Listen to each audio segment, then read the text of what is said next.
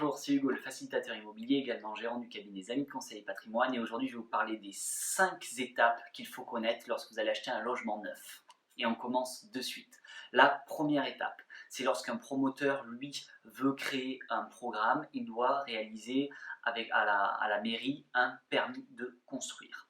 Donc le promoteur se rapproche d'un géomètre et d'un architecte. Ils définissent ensemble le cahier des charges du futur programme et vont le donner en mairie. La mairie ou le service de l'urbanisme va donc étudier le dossier et voir s'il est potentiellement envisageable de réaliser ce projet ou non et quelles seront les modifications à apporter.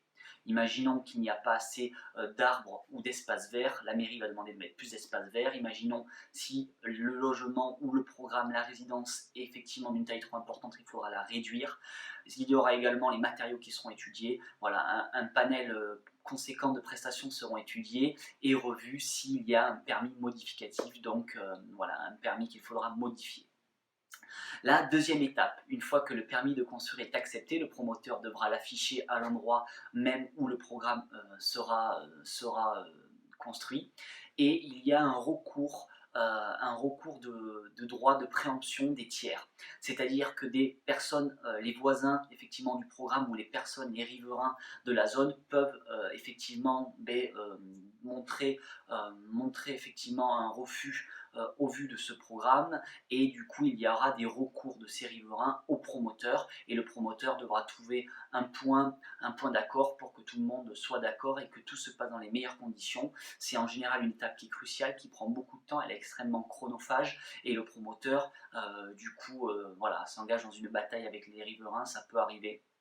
Tout ça pour que le programme sorte de terre, il faut que chacun trouve son bonheur. Voilà.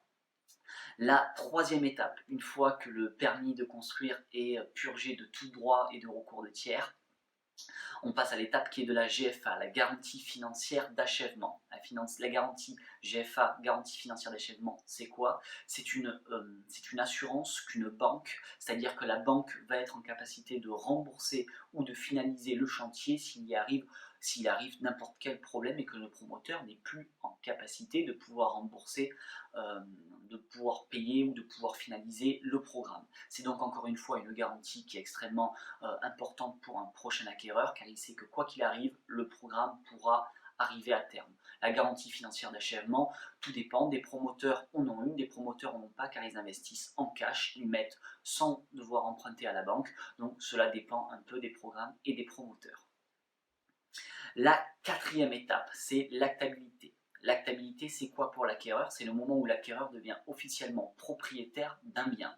C'est-à-dire que le acquéreur va officiellement signer chez le notaire l'acte de vente, l'acte authentique, et il devient officiellement propriétaire. Effectivement, tout dépend de l'avancée des travaux. Il peut arriver que les constructions n'aient même pas commencé et que l'acquéreur soit officiellement propriétaire, ou des fois on arrive effectivement en fin de programme ou en fin de commercialisation et l'acquéreur devient propriétaire alors que les travaux ont commencé ou des fois sont même finalisés. Et enfin, la cinquième étape, c'est la livraison. Donc c'est le jour où officiellement un acquéreur va rentrer dans les lieux et où tout sera finalisé. Voilà, il y aura la remise des clés. Un mois avant cette livraison officielle et finale, il y a une visite de pré-chantier où l'acquéreur pourra voir tous les travaux à effectuer ou à modifier.